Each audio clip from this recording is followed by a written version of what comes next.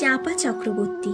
জন্মের সময় কালো গায়ের রং দেখে বাবা এই নাম রেখেছিলেন। ছেলেপক্ষের সামনে নিজেকে হাজির করতে করতে আমি বড় ক্লান্ত। আজ আমার বিয়ে।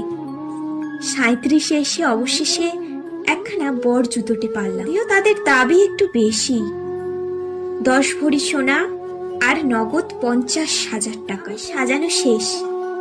কালো চামড়ার ওপরে সাদা চন্দনটা ভারী চোখে পড়ছে।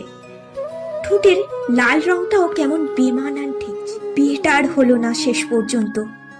পণের টাকা গয়না কিছুই জোগাড় হয়নি। বড় বৌদি বলে দিয়েছে মাকে কাল সকালেই আমায় নিয়ে কাশি চলে যেতে। কিন্তু আমার বৃদ্ধ মা এই বয়সে আমাকে নিয়ে যাবে কোথায়? যে শাড়িখানা পরে আমার শ্বশুর বাড়ি যাওয়ার কথা ছিল, সেটাই এখন আমার ফাঁসির দড়ি।